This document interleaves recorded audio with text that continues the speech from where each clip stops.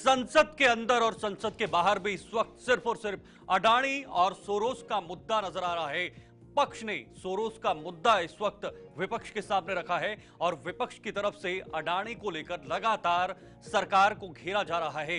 पिछले 12 दिनों से लगातार संसद की कार्रवाई चल रही है, लेकिन 12 दिन सिर्फ और सिर्फ अडानी और सोरोस का मामला निकलकर सामने आया। जरूर इंडिया ब्लॉक के कुछ बाकी दलों ने बाकी अन्य मुद्दों पर बातचीत करने की कोशिश की, लेकिन कांग्रेस लगातार जो है वो अडानी मुद्दे पर बात कर रही है और अब सरकार ने भी इसको फैला दिया है। किसान आज आगे की रणनीति भी बनाएंगे, ये भी आज रहेगा और आज भी संसद परिसर में विपक्ष का प्रदर्शन देखने को मिलेगा। धनखड़ के खिलाफ अविश्वास प्रस्ताव पर राज्यसभा में हंगामा हुआ है।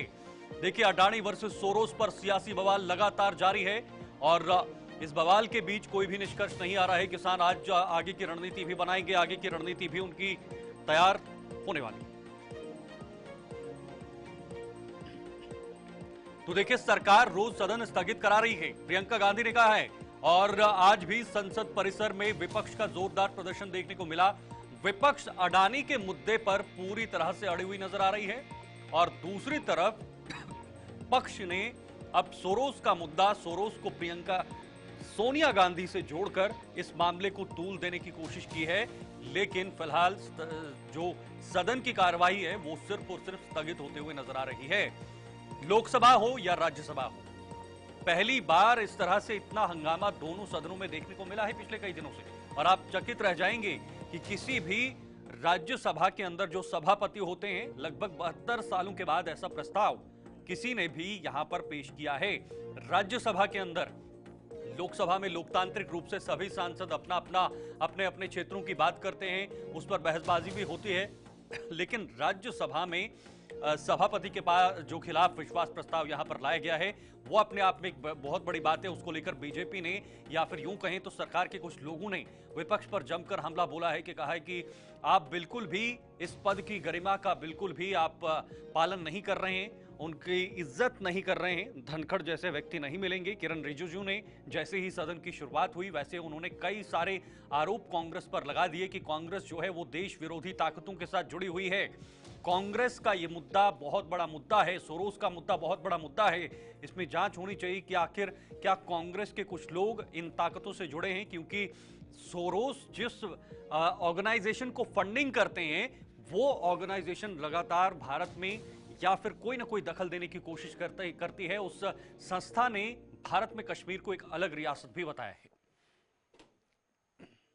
आप लोगों ने, मैं नाम लेकर कह सकता हूं, टेलीविजन में, बाहर जाकर के पब्लिक के सामने में उपराष्ट्रपति का नाम लेकर के आप लोग बेमतलब से आरोप लगाते हैं।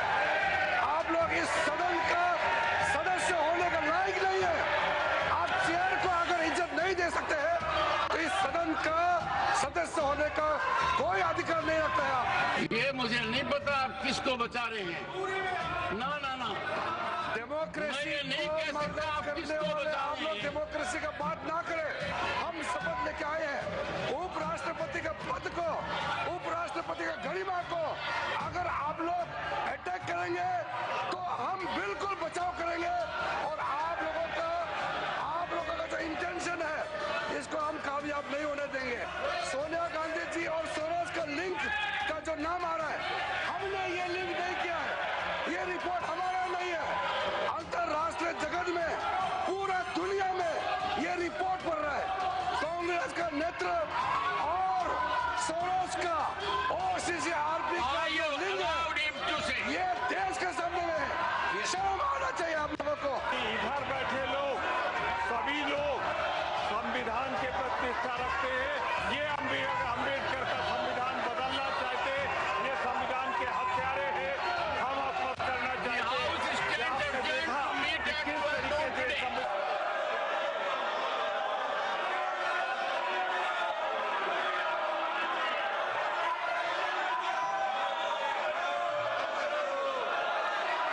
ऑनरेबल मिनिस्टर,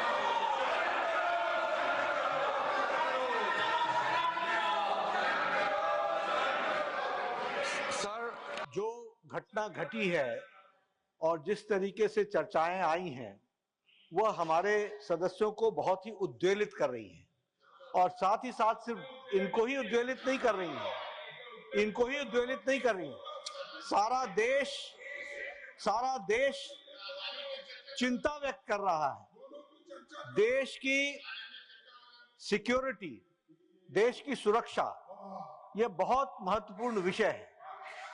और जिस तरीके से खबरें आ रही हैं कि forum of democratic leaders in Asia Pacific, इसका संबंध जिस तरीके से जॉर्ज सोरोस के साथ सामने आता है, वह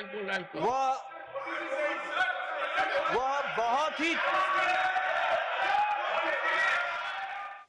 तो आपने देखा सदन में किस तरह से कार्रवाई हुई और अडानी वर्सेस सोरोस का मामला इस वक्त पूरे सदन के अंदर, ना सिर्फ लोकसभा में बल्कि लोकसभा और राज्यसभा दोनों सदनों में नजर आ रही है। अब जरा ग्राफिक्स आप देखिए, ग्राफिक्स के जरिए आपको समझाने की कोशिश करेंगे विपक्ष को किस तरह से संसदीय कार्य मंत्री किरण रिजिजू ने जवाब दिया है।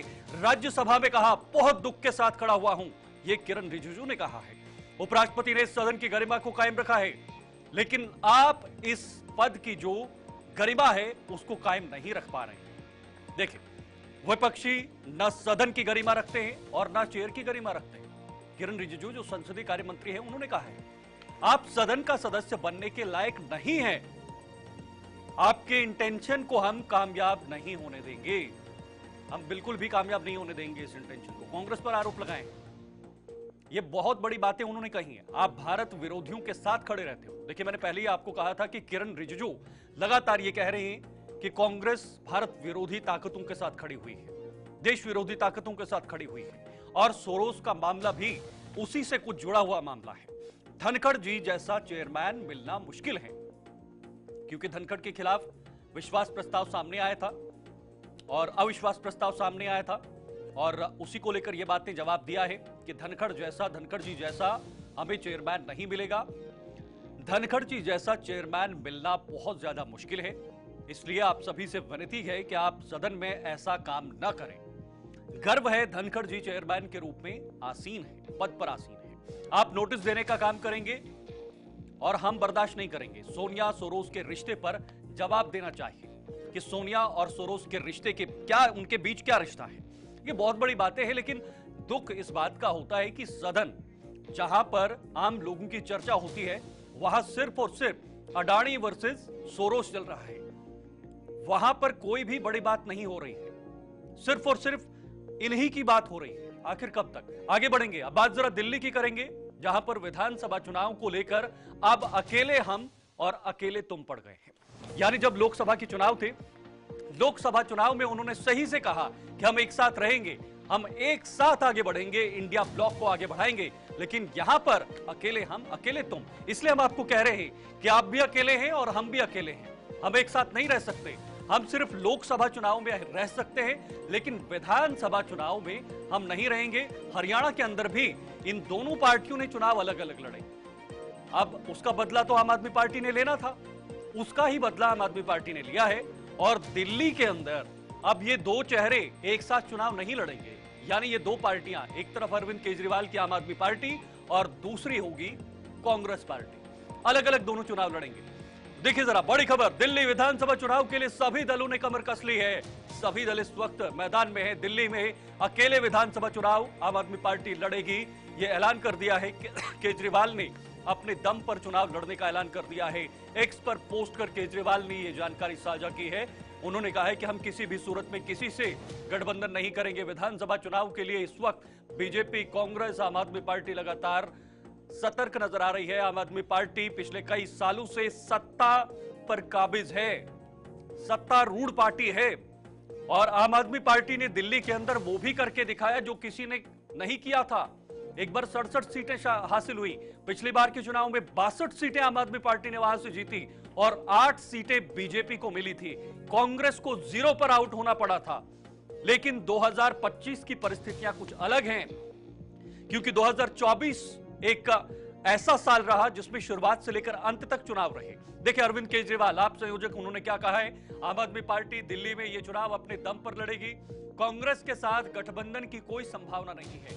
और ये नतीजा ये है कि जहां जहां पर कांग्रेस के साथ इन दलों ने गठबंधन किया है, वहां वहां पर उन सभी दलों को नुकसान हुआ है। अभी अभी का ताजा उदाहरण आपके सामने रखेंगे।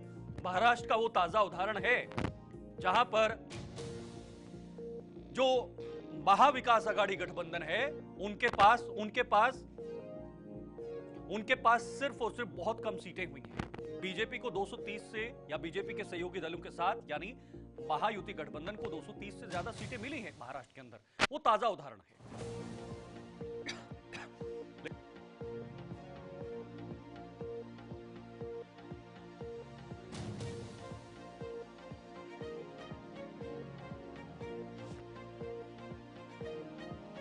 केजरीवाल अपने दम पर चुनाव लड़ने का फैसला ले रहे हैं। उन्होंने कहा है कि हम कांग्रेस के साथ चुनाव नहीं लड़ेंगे। कांग्रेस को अब बाकी दल जो है वो किनारा करने की कोशिश कर रहे हैं, क्योंकि महाराष्ट्र में जब हार मिली महायुति गठबंधन को तो वहां पर एक जन सैलाब महायुति की तरफ गया। महाविकास आघाड़ी को हार मिली, महायुति की तरफ सारा वोट या सारी सीटें चली गई। हालांकि उन्होंने ईवीएम पर ठीकरा फोड़ने की कोशिश की, वहां पर एसओपीज का पालन नहीं हुआ, ये तमाम मुद्दे विपक्ष की तरफ से उठाए गए। लेकिन इसके साथ साथ कांग्रेस को किनारा करने की कोशिश भी की जा रही है कि आखिर कांग्रेस साइड पे रही। केशव मोहन मिश्रा इस पर ज्यादा जानकारी देंगे। हम सीधे जरा केशव मोहन मिश्रा का रुख करेंगे और उनसे जानने की कोशिश करेंगे कि आखिर किस किस रणनीति के साथ ये सभी पार्टियां इस वक्त सामने आएंगी और चुनाव लड़ेंगी। केशव, जरा बताइएगा, दिल्ली के चुनाव बहुत ज्यादा इंटरेस्टेड हैं और हो रहे हैं दिन ब दिन, जैसे जैसे दिन नजदीक आ रहे हैं।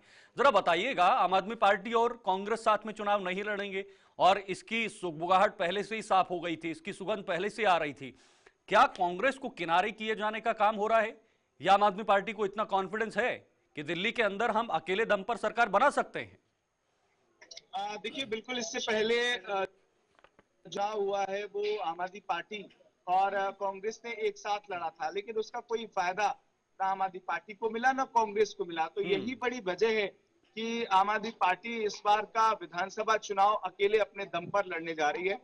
पार्टी के मुखिया अरविंद केजरीवाल ने इस पर स्पष्टीकरण भी दिया है। उन्होंने कहा है कि दिल्ली में विधानसभा चुनाव के अंतर्गत आम आदमी पार्टी अकेले ही चुनाव लड़ेगी। यानी कि ये बात स्पष्ट हो गई है कि अब इस बार कांग्रेस 70 सीटों पर अलग चुनाव लड़ेगी और आम आदमी पार्टी अलग चुनाव लड़ती हुई नजर आएगी। जिस तरीके से अगर हम जिक्र करें, हरियाणा में जब विधानसभा का चुनाव हुआ था, कस पे कस लगाई जा रही थी कि आम आदमी पार्टी और कांग्रेस का गठबंधन होगा, लेकिन वो गठबंधन हरियाणा के अंदर भी सफल नहीं हुआ था। वहां कांग्रेस पार्टी को लग रहा था कि वो अपनी सरकार बना रहे हैं, लेकिन ऐसी स्थिति नहीं हुई। और जब अब दिल्ली में चुनाव होने हैं तो प्रचंड बहुमत के साथ पूर्व में 2020 की सरकार आम आदमी पार्टी चला रही है।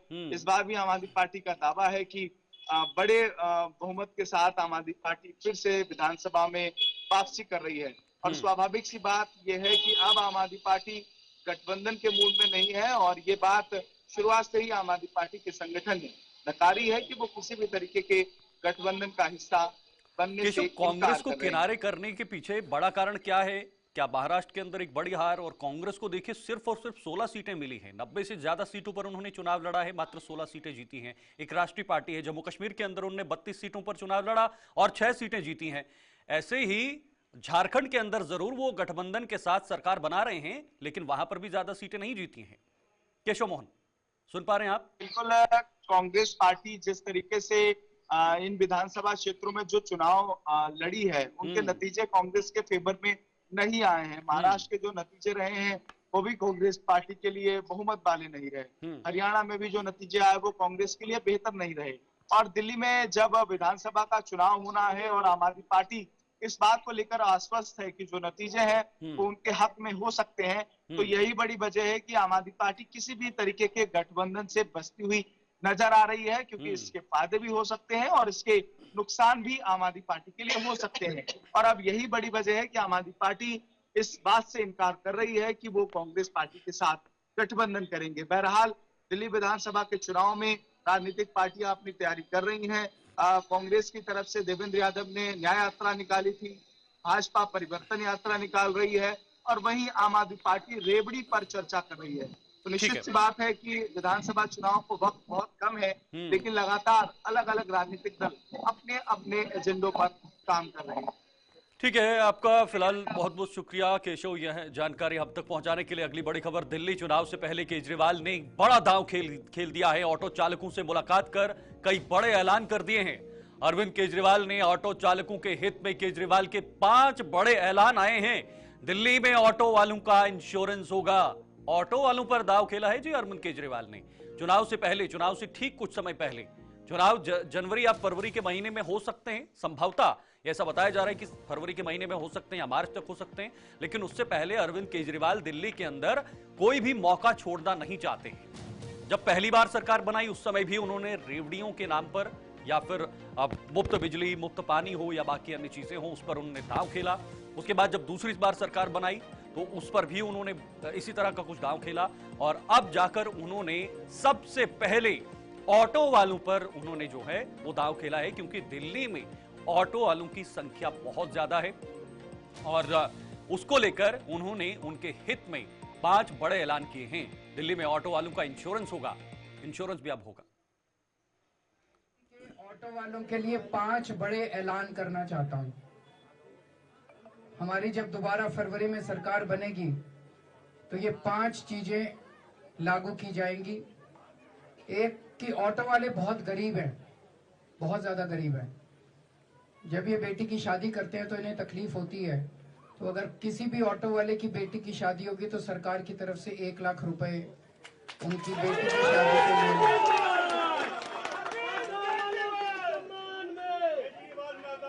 दूसरा, सरकार ने कहा कि इनको वर्दी पहननी कंपलसरी है। तो एक ऑटो वाले को अपनी कमाई में से वर्दी बनवाना बड़ा मुश्किल हो जाता है, तो साल में 2 बार, होली पे और दिवाली पे, इन्हें वर्दी बनवाने के लिए 2,500 हजार रुपए हर ऑटो वाले को दिए जाएंगे।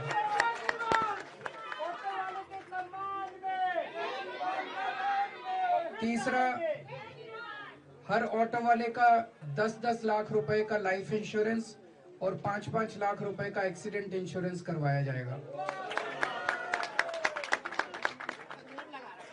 चौथा, हम चाहते हैं कि इनके बच्चे बड़े होके आगे बढ़ें, IAS बने, IPS बने, वकील बने, डॉक्टर बने। तो इनके बच्चों को अगर कोचिंग की जरूरत है किसी भी कॉम्पिटिटिव एग्जाम के लिए, तो उस कोचिंग की फीस सरकार देगी ताकि इनके बच्चे आगे बढ़ के। और 5वां, पूछो ऐप।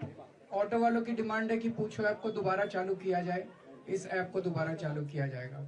तो ये 5 बड़े ऐलान आज मैं ऑटो वाले सभी भाइयों के लिए करना चाहता हूं।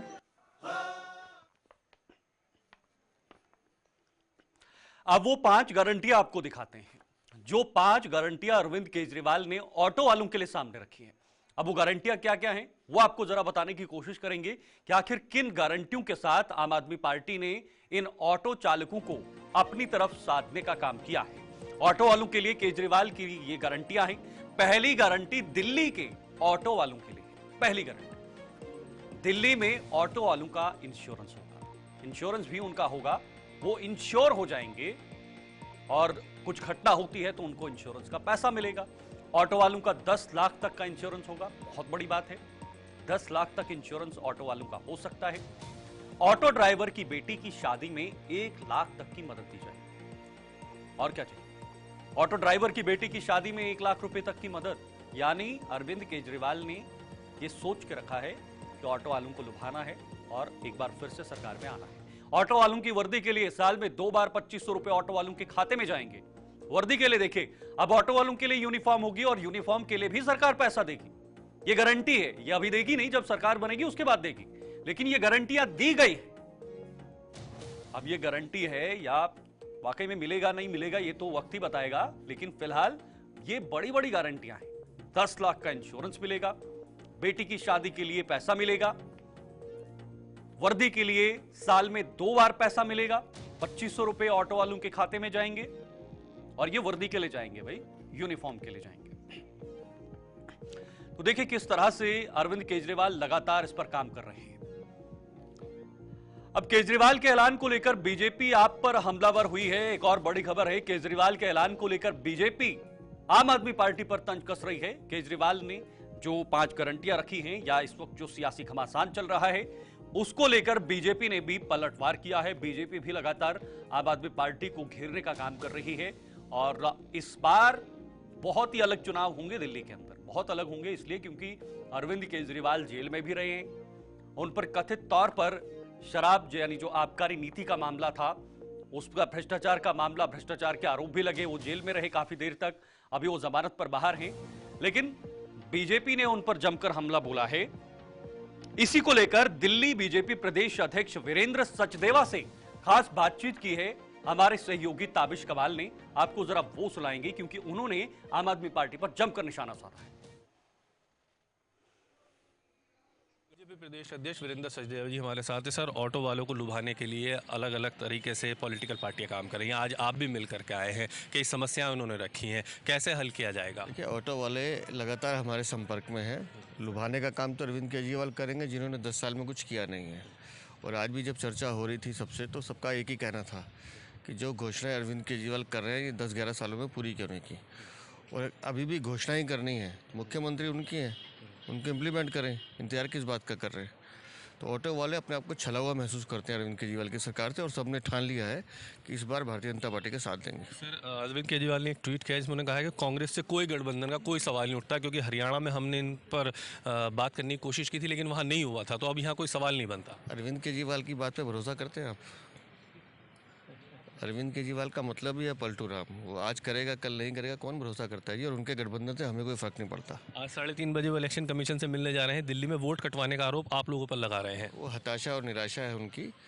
रोहिंग्या बांग्लादेशियों के अगर वोट कट रहे हैं या संवैधानिक संस्थाएं अपना काम कर रही हैं, तो एक राजनीतिक दबाव बनाने की कोशिश भर है अरविंद केजरीवाल की। बहुत शुक्रिया बातचीत करने के लिए। वीडियो जर्नलिस्ट सादिक के साथ ताबिश कमाल, दिल्ली। अगली बड़ी खबर आपको आप तक पहुंचाने की कोशिश करेंगे। एक और ये बड़ी जानकारी, एक और बड़ी ब्रेकिंग आप तक पहुंचाने की कोशिश करेंगे। देखिए, किसका किसको सपोर्ट, किसको किसका सपोर्ट, ये इसलिए हम कह रहे हैं क्योंकि ये जो चेहरे आप देख रहे हैं, ममता बनर्जी का, मल्लिकार्जुन खड़गे का, राहुल गांधी का, अरविंद केजरीवाल का, शरद पवार का, ये तमाम जो चेहरे हैं ना, ये इंडिया गठबंधन के चेहरे हैं। इन्होंने इंडिया गठबंधन लोकसभा चुनाव से पहले बनाया था, हालांकि उसमें नीतीश कुमार की अहम भूमिका थी। उसके बाद वो पलट गए, उसके बाद वो एनडीए में आ गए। वहां पर एनडीए गठबंधन 2024 के लोकसभा चुनाव में बना, लोकसभा चुनाव में उसका फायदा उन्हें मिला, लेकिन अब बिखरता हुआ नजर आ रहा है। देखिए, राहुल गांधी के लिए चुनावी हार से भी बड़ा झटका हुआ है। लालू प्रसाद यादव ने कांग्रेस से सपोर्ट जो है वो वापस ले लिया है, ममता बनर्जी को समर्थन करने का ऐलान कर दिया है। इंडिया ब्लॉक का नेतृत्व ममता करेंगी, लालू यादव ने कहा है। देखिए, खुलकर उन्होंने कह दिया है। वो कांग्रेस के बहुत करीबी माने जाते थे, लेकिन अब चुटकी लेते हुए उन्होंने अलग करने का फैसला किया है।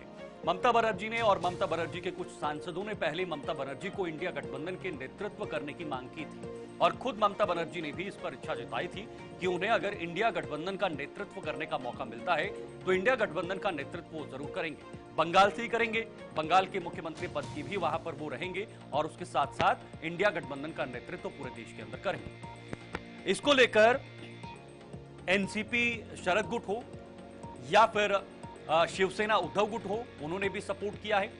समाजवादी पार्टी ने भी सपोर्ट करने का, खुला सपोर्ट करने का ऐलान ममता बनर्जी को किया है। अब लालू प्रसाद यादव, जो राजनीति के बहुत पुराने चेहरे, उन्होंने भी अब खुले तौर पर कांग्रेस को किनारा किया है और ममता के सहारे चलेंगे। यानी कांग्रेस किनारे, अब ममता के सहारे। अब ममता का नाम उछल रहा है। बड़ी बात यह है कि क्या ममता बंगाल से या बंगाल के बाहर भी अपना राजनीतिक वर्चस्व बना पाएंगी? क्या उनका इतना असर होगा कि पूरा नियंत्रण उनके हाथ में रह सके? इंडिया गठबंधन का नियंत्रण। कांग्रेस एक राष्ट्रीय पार्टी है, और कुछ जानकार लोग यह भी कह रहे हैं कि कांग्रेस राष्ट्रीय पार्टी है, ऐसे में कांग्रेस ही इसका नेतृत्व कर पाएगी, क्योंकि कांग्रेस के कार्यकर्ता हर जगह है।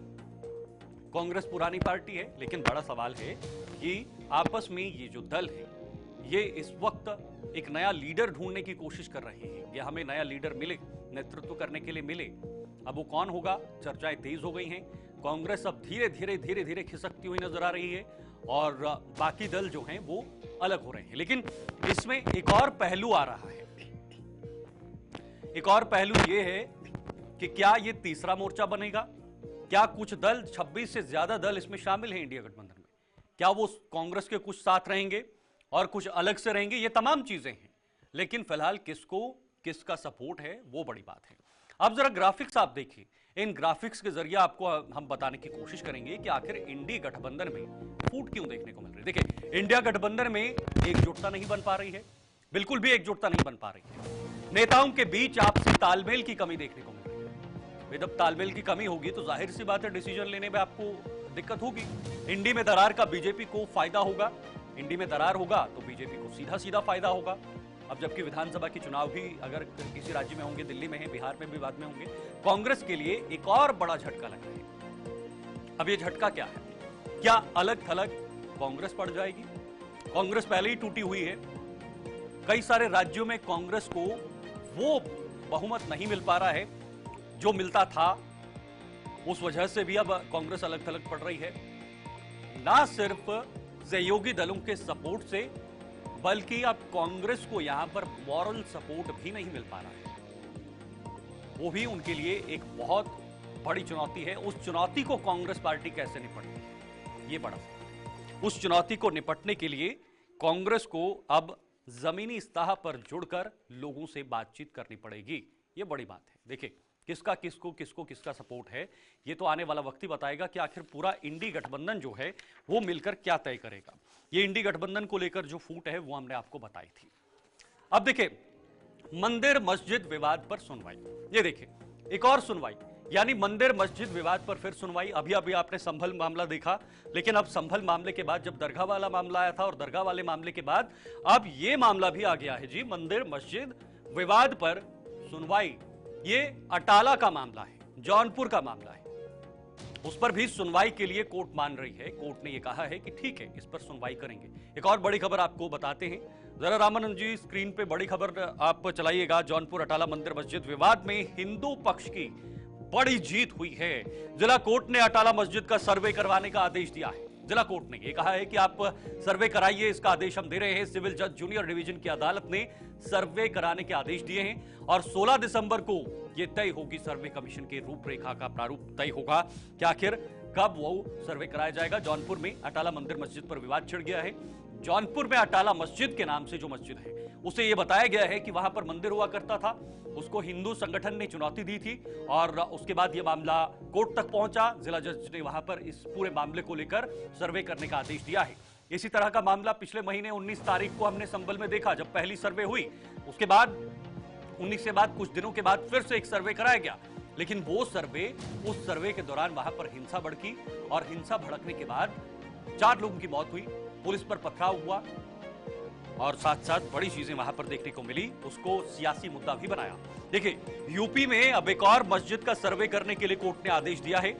दरअसल जौनपुर के अटाला मस्जिद विवाद में हिंदू पक्ष की बड़ी जीत हुई है, क्योंकि सिविल जज जूनियर डिवीजन की अदालत ने मस्जिद का सर्वे कराने की बात मान ली है।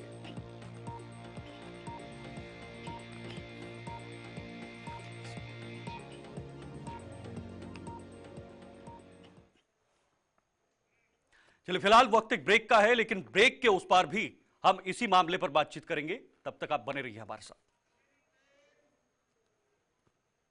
तो चलिए, ब्रेक के बाद एक बार फिर से आप सभी का बहुत बहुत स्वागत है। आप हमारा खास ये कार्यक्रम देख रहे हैं News@1, जिस पर आज हम बात कर रहे हैं मंदिर मस्जिद पर विवाद पर अब सुनवाई होने जा रही है। इसको लेकर ये बड़ी खबर, मंदिर मस्जिद विवाद पर सियासत गरमा चुकी है।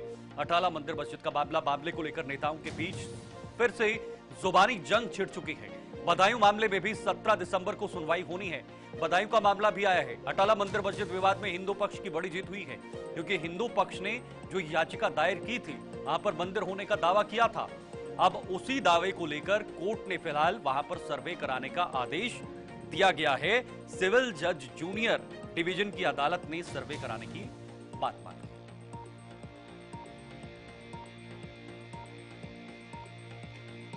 तो देखिए, मंदिर मस्जिद विवाद पर इस वक्त सियासत गरमा चुकी है। एक तरफ मंदिर और जहां जहां मस्जिदें बनी हैं, जो बड़ी बड़ी मस्जिदें हैं, उन्हें वहां पर मंदिर बनाने का दावा किया जा रहा है और दूसरी तरफ मुस्लिम पक्ष ये कह रहा है, या फिर जो विपक्ष की बात करें, वो भी कहीं ना कहीं सरकार पर निशाना साध रहे हैं। ये कह रहे हैं कि ये जानबूझकर सरकार की तरफ से किया जा रहा है।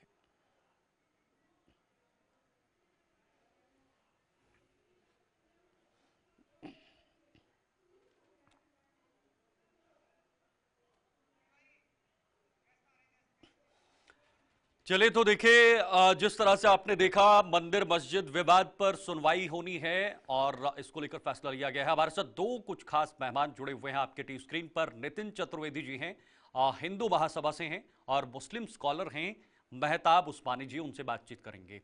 नितिन जी, ये एक और मामला है अटाला मंदिर का, वहां पर भी, अटाला मस्जिद का, वहां पर भी अब कहीं ना कहीं जो हिंदू संगठन द्वारा याचिका लगाई गई थी उसको लेकर सर्वे का कराने का निर्देश, या फिर जो सर्वे कराने के लिए कोर्ट मान गई है। देखिए शीतल जी, न्यायालय का जो काम होता है वो काम होता है कि उसके पास कोई भी आदमी जब कोई पहुंचता है, वादी पहुंचता है, तो वो किसी न्याय के लिए पहुंचता है। तो कोर्ट के पास, देखिए ये लोकतांत्रिक देश है, यहाँ पे हर आदमी को अपनी बात कहने का हक है। कोर्ट के पास एक वादी गया, उसने एक अपनी याचिका डाली। अब कोर्ट का काम है तथ्यों को देखना। तो तथ्यों को तो वो तभी देखेगी जब तथ्यों की जांच होगी। तो तथ्यों की जांच के लिए वहाँ सर्वे कराना आवश्यक है, तो आप भी समझ रहे हैं, ठीक है। अब बात ये रही जो आजकल विपक्ष कह रहा है कि सरकार जानबूझ के कार्य कर रही है। तो देखिए, सरकार का कार्य अलग है और न्यायालय का कार्य अलग है, ठीक है।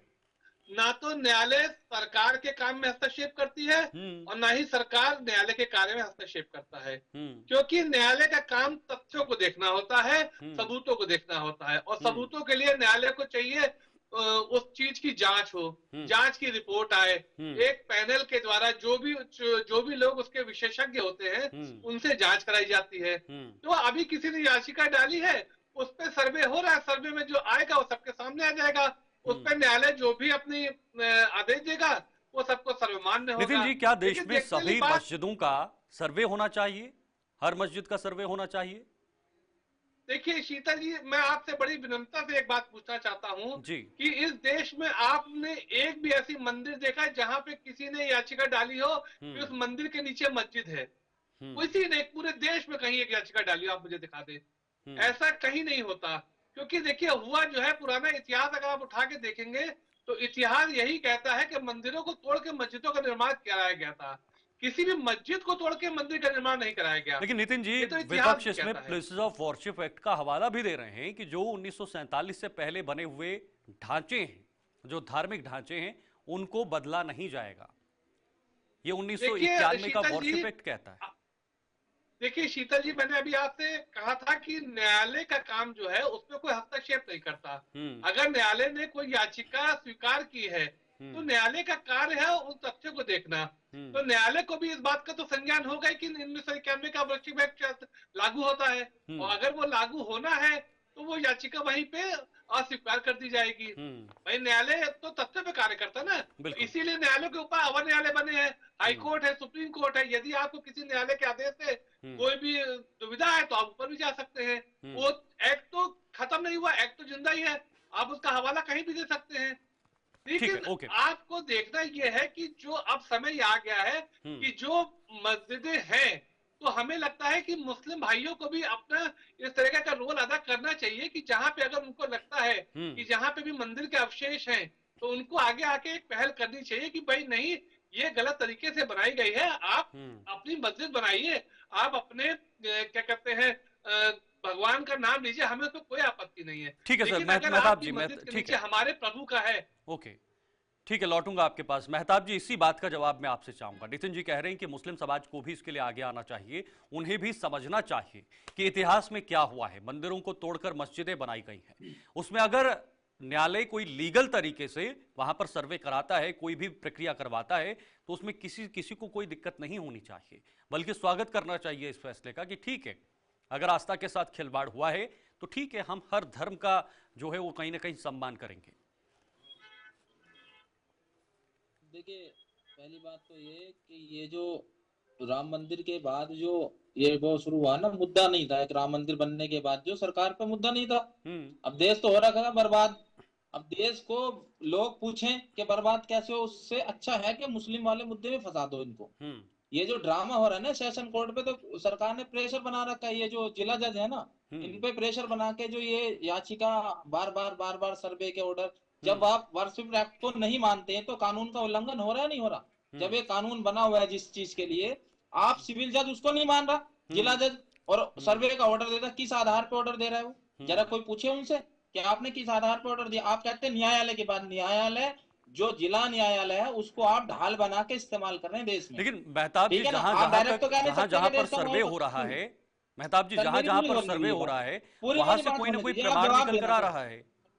आप सुनते हैं, आप पूरी बात मेरी सुनो ना, जी, आपने बोलिए उनके बोलिए बोलिए बीच में नहीं बोले उनकी बात में। बोलिए बोलिए आप प्लीज मेरी पूरी होने दीजिए। जी। ये जो जिला न्यायालय को ढाल बना के इस्तेमाल कर रही है ना सरकार, डायरेक्ट बोलेगी तो देश का माहौल और ज्यादा खराब होगा कि सरकार ने बोला।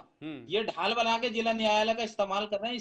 इस बार जो ये इन्होंने किया है ना, ये देश में बहुत बड़ा माहौल क्रिएट कर देगा और ये सांप्रदायिक दंगों की तरफ ले जाएगा देश को। ये जो सरकार की नीति है ना कि भाई जिला न्यायालय जज को बोलो चल भाई याचिका आप सुनवाई कर लो और सर्वे का ऑर्डर दे दो।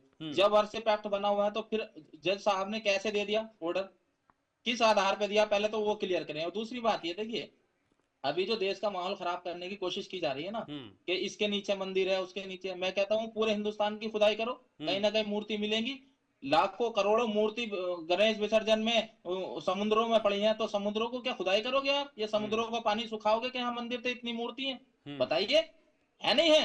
किसी ना किसी घर में जहां खुदाई करोगे कुछ ना कुछ मिल जाएगा। अब ये तो जमीन है, ऊपर नीचे होती रहती है। ठीक है सर, कितने गांव उजड़े हैं जिनमें मंदिर थे, जिनमें आप घर, सुन लीजिए, जिनमें आप घर बने हुए हैं, क्या उन घरों की भी खुदाई करोगे? ये ड्रामा है और कुछ नहीं है। लोगों का ध्यान भटकाने के लिए ये जो ड्रामा रचा जा रहा है ना, ये दुनिया देख रही है। और विपक्ष अगर बोलेगा ना इसमें तो सारे ये चाह रहे हैं विपक्ष इसको बोले। ठीक है, सारे विपक्ष को कहीं देख लीजिए तो मुस्लिम पक्ष की तरफ है सारा विपक्ष। समय की बहुत कमी है मेरे पास सरकार का। चतुर्वेदी जी 10 सेकंड में आपसे जवाब चाहूंगा, 10 सेकंड में, बहुत कम समय। देखिए, मेहताब जी की बातों से मैं इत्तेफाक रखता हूँ, वो ठीक कह रहे हैं कि भाई देखिए, जिला जज को अगर आपको लगता है कि वो उनका इस्तेमाल कर रहे हैं तो आपके लिए और भी कोर्ट का दरवाजा खुला है। हाई कोर्ट, सुप्रीम कोर्ट इसीलिए बनाए गए हैं।